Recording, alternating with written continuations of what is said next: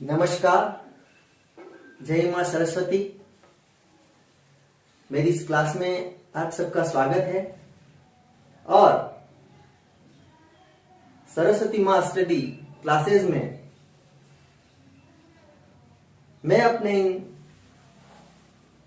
बच्चों को या सीखने वाले को आज विशेष तौर से उन सारी बातों को बताऊंगा जो अंग्रेजी सीखने के लिए महत्वपूर्ण है।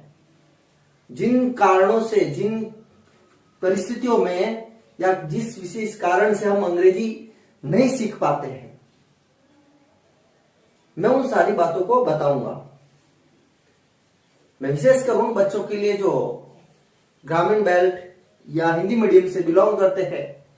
अंग्रेजी सीखने में या अंग्रेजी जिनकी कमजोर होती है वो किस कारण से नहीं सीख पाते हैं।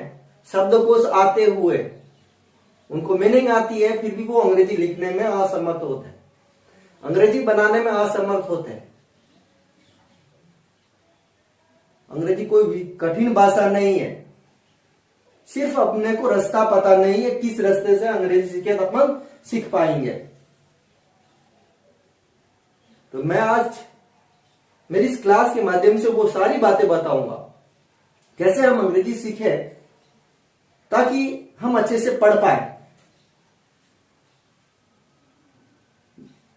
और इस क्लास में के बाद आने वाली मेरी सभी क्लास जो आप क्रम से अटेंड करें ताकि आप अंग्रेजी सुनियोजित तरीके से अच्छे से पढ़ पाओगे और अच्छे से सीख पाओगे।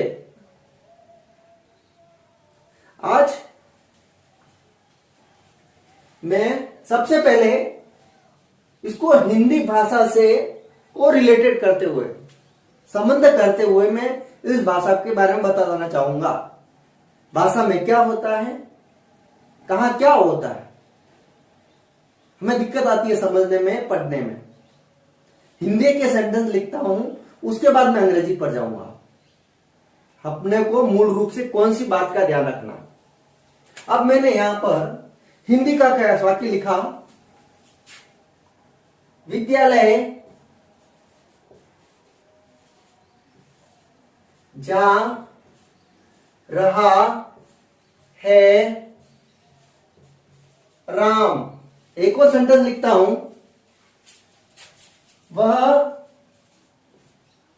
पका रही है खाना।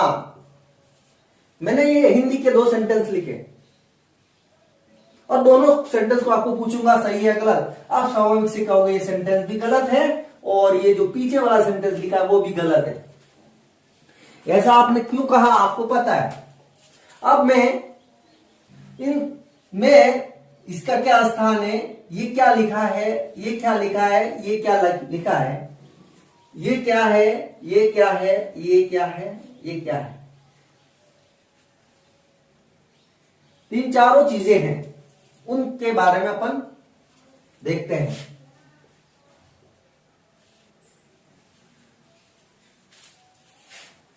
यहां पर मैंने वाक्यों का सीक्वेंस गलत कर दिया है, आप बताओगे वाक्य गलत है।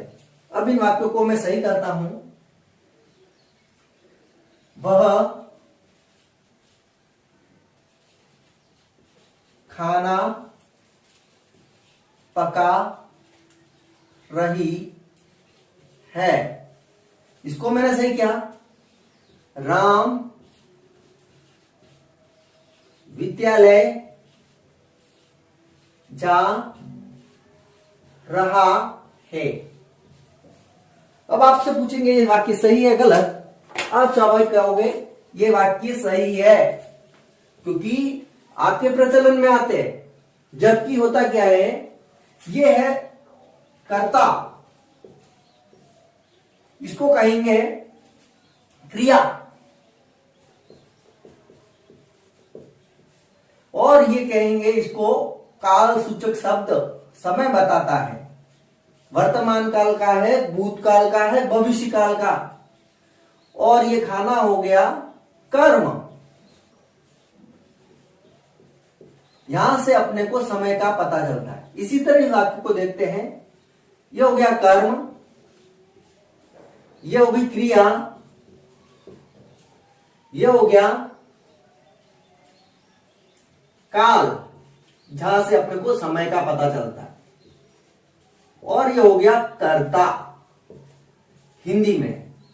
अब मैं इसी को सही करता हूं, कर्ता यहां पर आ गया, क्रिया आ गई, कर्म दूसरे स्थान पर ये कर्म आ गया, फिर क्रिया आ गई, फिर ये पीछे है जो समय यानी काल सूचक शब्द समय बताता है। इसी तरह ये है राम, कर्ता हो गया, कर्म हो गया, क्रिया हो गई, और ये लास्ट में काल यानी कि समय से संबंधित शब्द है, समय को बताता है। अब मुझे इंग्लिश आती है, सभी मीनिंग आते हैं, स्पेलिंग आती है, हिंदी का अकॉर्डिंग मैं इंग्लिश बनाता हूं। अब इसी बाकी की मैं इंग्लिश बनाता हूं, मुझे स्पेलिंग आती है, इसकी भी इंग्लिश बनाता हूं। मुझे हिंदी आती है, उसकी इंग्लिश बना रहा हूं, स्पेलिंग आती है, मीनिंग आता है। वह को सी बोलते हैं, खाने को फूड बोलते हैं, और पका रहे को कुकिंग आ जाएगा। और यहां टेंस से संबंधित वाक्य या हेल्पिंग वर्ब इज आएगी, हिंदी को अकॉर्डिंग बनाया। यहां राम स्कूल, इसका स्कूल आ गया, विद्यालय का, और जाने को गोइंग बोलते हैं, जा रहा का, जा रहा गोइंग, और है का इज आ जाएगा। मैंने हिंदी के अकॉर्डिंग ये दोनों सेंटेंस बना दिए। अब आपसे पूछा जाएगा, यानी कि मैंने बना है वाक्य सही है, बिल्कुल ये सही है, ये भी सही होना चाहिए, लेकिन ये सेंटेंस अपने गलत होंगे, भले ही हमारी स्पेलिंग सही है या गलत। ये सेंटेंस क्यों गलत है? क्योंकि हिंदी का सीक्वेंस ये था, सब कर्ता कर्म क्रिया, यहां पर भी कर्ता कर्म क्रिया। हिंदी का कोई सा भी सेंटेंस उठा देख लेंगे, उसमें सबसे पहले कर्ता आएगा, फिर कर्म आएगा, फिर क्रिया आएगी, फिर लास्ट में ये काल सूचक या समय को बताने वाला शब्द आएगा।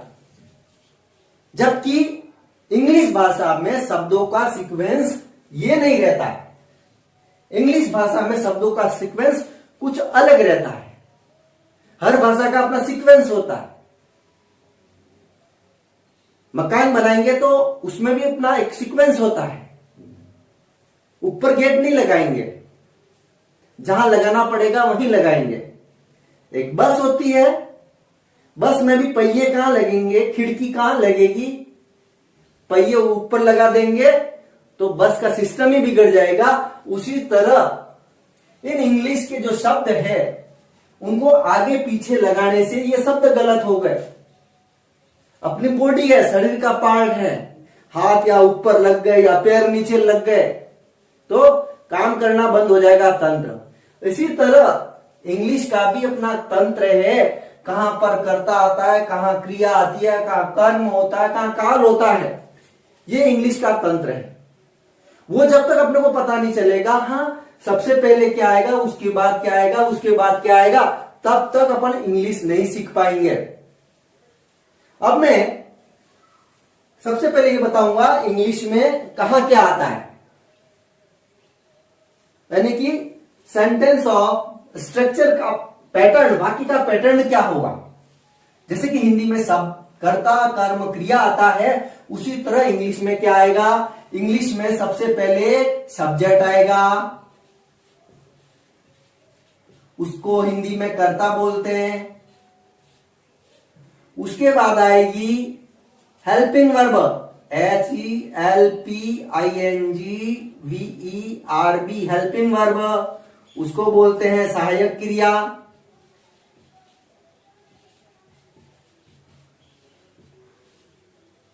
उसके बाद आएगी मेन वर्ब, उसको बोलते हैं मुख्य क्रिया।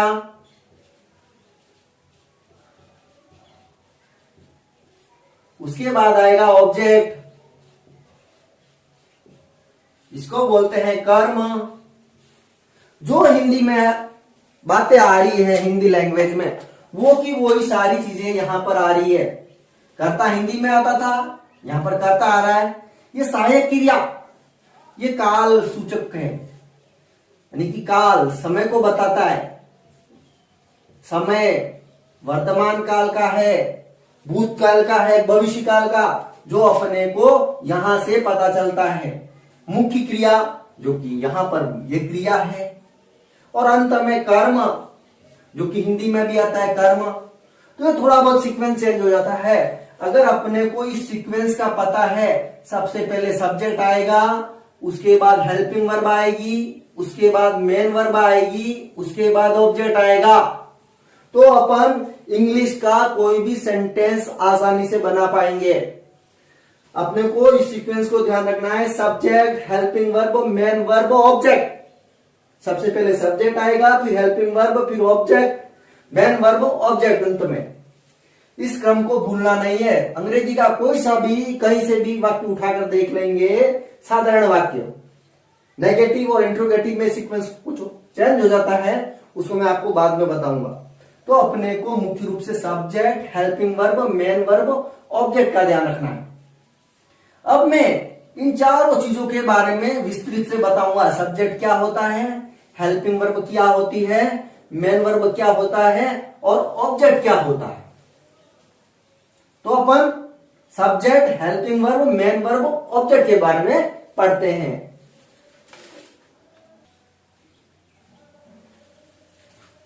Subject, helping verb, main verb, object.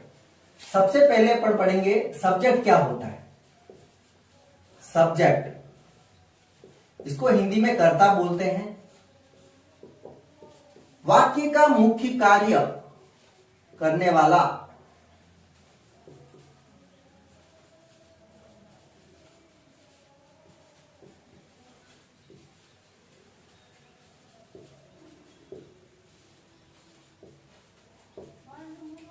करने वाला यानी वाक्य को संधारित करने वाला, वाक्य का नेतृत्व करने वाला। वाक्य में काम को कौन करता है? जैसे राम विद्यालय जा रहा है, तो जाने का काम कौन कर रहा है?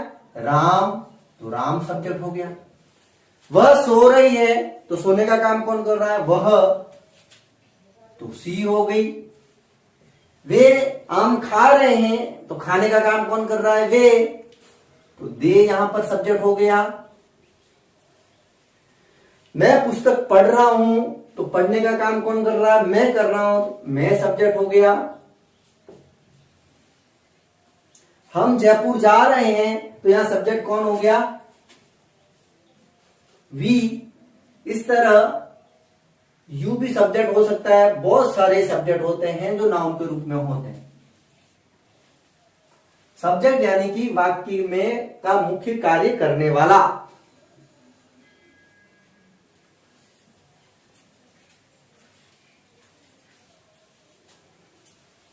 उसके बाद हेल्पिंग वर्ब,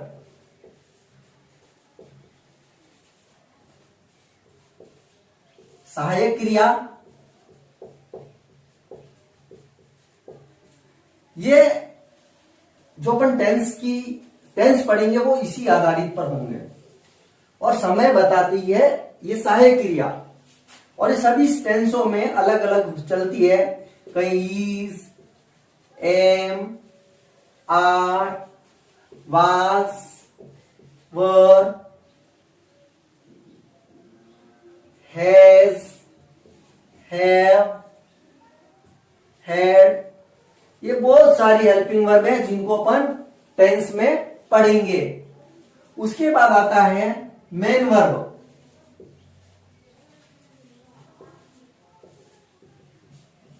मेन वर्ब यानी वाक्य का मुख्य कार्य। वाक्य का मुख्य कार्य यानी वाक्य में मुख्य काम क्या है। आज तक अपन बुकों में देखते आए, फर्स्ट फॉर्म होती है, सेकंड फॉर्म होती है, थर्ड फॉर्म होती है। Play, played, played, cook, cooked, cooked. इस तरह मेन वर्बों के 3-4 पेज भरे हुए होते हैं। वही होती है मुख्य क्रिया। वाक्य में मुख्य काम क्या हो रहा है? राम सो रहा है, तो उसका काम हो गया स्लीप का, SLEEP। कोई विद्यालय जाता है तो उसका काम हो गया जाने का। कोई लिखता है तो उसका काम क्या हो गया? लिखने का। इस तरह बहुत सारी मेन वर्ब है, और ये मेन वर्ब जितनी जिसकी मजबूत होगी, जिसकी जितनी कंप्लीट होगी, उसकी उतनी इंग्लिश मजबूत होगी। तो आपको आज से ये प्रण ले लेना है, अधिक से अधिक मेन वर्ब की प्रैक्टिस करनी है, उनको लिखना है, उनको याद करना है, ताकि अपन हिंदी से इंग्लिश बना सके इजीली। अब अपन चलते हैं ऑब्जेक्ट पर। ऑब्जेक्ट होता है कर्म।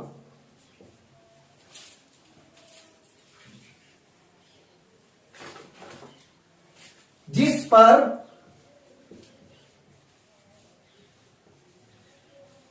कार्य हो, अर्थात कर्ता जिस पर काम करे। काम किस पर हो रहा है? जैसे मैं विद्यालय जा रहा हूं, जाने का काम किस पर हो रहा है? विद्यालय, यानी स्कूल से ऑब्जेक्ट हो जाएगा। वह मुझे पेन देती है, तो देने का काम कौन क्या हो गया? पेन।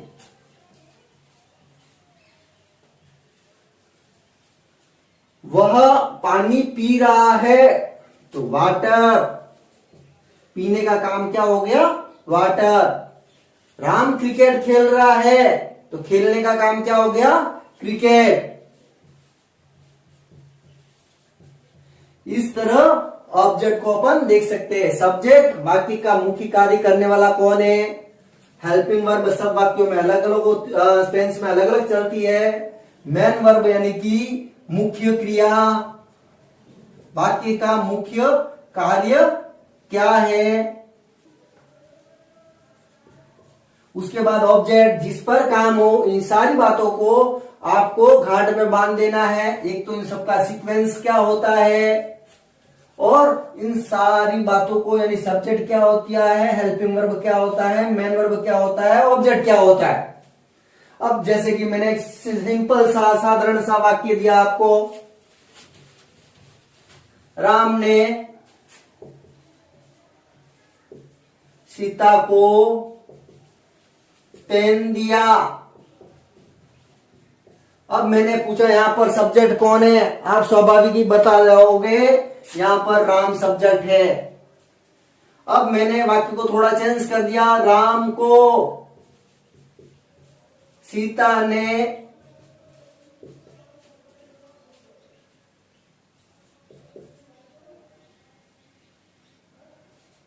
पेन दिया। तो यहां पर सब्जेक्ट क्या होगा? आप इस ऐसे मत उलझ जाना कि सबसे आगे होता है वही सब्जेक्ट होता है। वाक्य को अपने को पढ़ना है, वाक्य क्या कह रहा है, यानी देने का काम कौन कर रहा है। यहाँ पर राम कर रहा, राम सब्जेक्ट होगा। इस वाक्य में देने का काम कौन कर रहा है? सीता। तो इस वाक्य में सब्जेक्ट होगी सीता।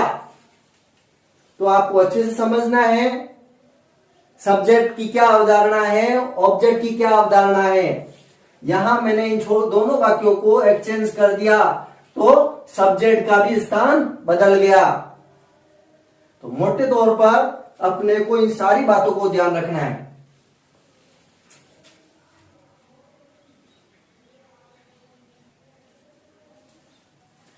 अपने को subject, helping verb, main verb और ऑब्जेक्ट का पता है, कहां क्या लगता है और किसको क्या कहते हैं। अब इंग्लिश सीखने के लिए सबसे महत्वपूर्ण, सेंटेंस बनाने के लिए महत्वपूर्ण बात आती है, तो उसमें टेंस का प्रमुख नाम आता है।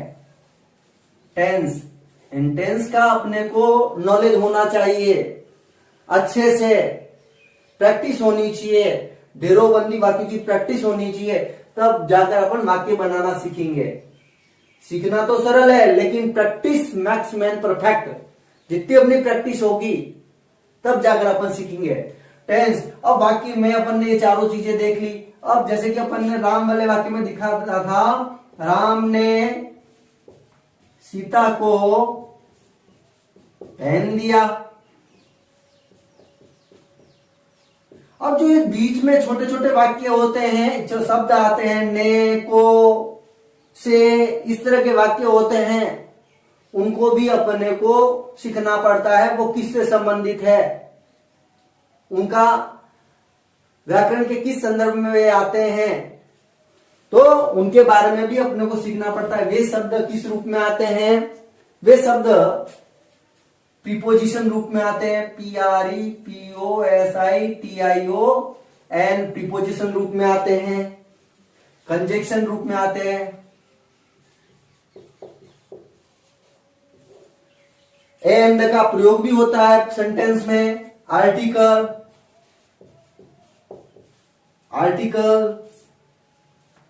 उनका भी अपने को नॉलेज होना चाहिए। टेंस का बाद अपन देखें तो एक्टिव पैसिव भी आती है, SET.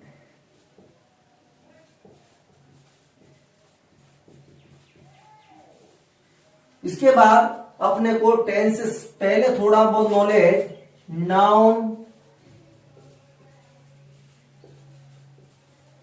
Pronoun, adjective, verb, adverb का भी नॉलेज होना चाहिए टेंस पढ़ने से पहले या टेंस के साथ।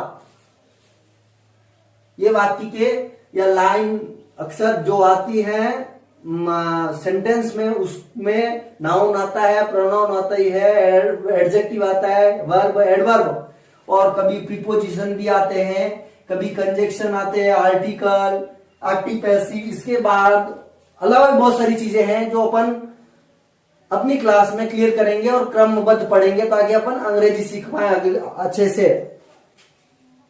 अब इसमें सबसे महत्वपूर्ण है टेंस। तो मैं टेंस के बारे में ब्रीफ बता दूंगा। टेंस मुख्यतः कितने टाइप के हैं, क्या है ये टेंस? टेंस जो कि समय को बताता है, काल यानी समय को बताता है। समय कौन सा है, जो चला गया जो, या जो वर्तमान में चल रहा है जो, या फिर जो आने वाला है जो।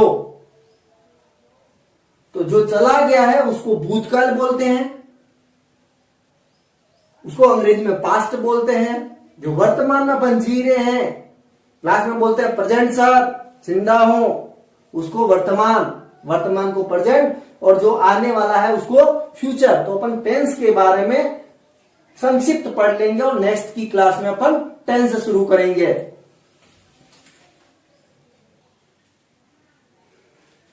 अब हम टेंस में के अलावा दूसरी बातों के बारे में मैंने आपको संक्षिप्त बता दिया, क्या क्या चीज देखनी है। और टेंस का अपने को विशेष रूप से अध्ययन करना है, जिसके बारे में जिससे अपन अंग्रेजी बनाना सीखेंगे। तो टेंस यानी समय को बताता है। वाक्य वर्तमान काल का है या पास्ट यानी भूतकाल का है, इसको बोलेंगे वर्तमान काल, और पास्ट को भूतकाल बोलेंगे, यानी जो भूत बन जाता है, यानी बीते समय की बात। और फ्यूचर भविष्य काल, इसको भविष्य बोलते हैं। तो मुख्य रूप से टेंस के 3 टाइप हैं, प्रेजेंट, पास्ट और फ्यूचर। अब इन चारों के, तीनों के 1 2 3 तीनों के 4 भाग है। 4 भाग तो ये हो गए, 4 भाग ये हो गए, 4 भाग ये हो गए। 1 2 3 4 5 6 7 8 9 10 11 12। 1 के 4 भाग है, तो कुल मिलाकर 12 भाग हो गए। तो प्रेजेंट के 4 भाग कौन से हो गए? Present simple tense, present continuous tense, present perfect tense, present perfect continuous tense. उसके बाद अपन पास्ट के 4 भाग देखते हैं, past simple tense, past continuous tense, past perfect tense, और पास्ट परफेक्ट कंटिन्यूस टेंस। इसी तरह अपन फ्यूचर के चारों भाग देखते हैं, future simple tense, future continuous tense, future perfect tense, future perfect continuous tense. इस तरह इन 12 टेंस को आपको लिखना है और आगे अपन जो टेंस स्टार्ट करेंगे प्रेजेंट सिंपल टेंस से। इस तरह ये 12 टेंस है और टेंसों के अलावा noun, pronoun, adjective, preposition, direct, indirect, ये छोटी छोटी बातों को अपन सीख कर अपन अंग्रेजी को मजबूत बना सकते हैं। तो मैं आशा करता हूं कि मैंने आज जो पढ़ाया आपको मेरी क्लास में वो आपको समझ में आया होगा। मोटे तौर से ये वाली चीज, subject, helping verb, main verb, object का सीक्वेंस, ये क्या होता है, सब्जेक्ट क्या होता है, हेल्पिंग वर्ब क्या होती है, मेन वर्ब क्या होता है, ऑब्जेक्ट क्या होता है। उसके अलावा मैंने 12 टेंस के बारे में बताए, कौन कौन से टेंस है, कौन कौन के समय में कौन सा टेंस आता है, और उसके बारे में मैंने वो सारी चीजें बताई, प्रीपोजिशन, एडवर्ब, वर्ब, पैसिव, जो अपने को बाद में पढ़नी है। तो मैं आशा करता हूं कि आज की मेरी क्लास आपको समझ में आई होगी और आप अपनी अंग्रेजी को मजबूत बनाने के लिए आगे की आने वाली क्लास को जरूर देखें, जिसमें मैं आपको अच्छे से अंग्रेजी बनाना सिखाऊंगा, अच्छे से अंग्रेजी सीखना कैसे सीखते हैं। तो जय मां सरस्वती, इसके साथ जय हिंद, जय भारत।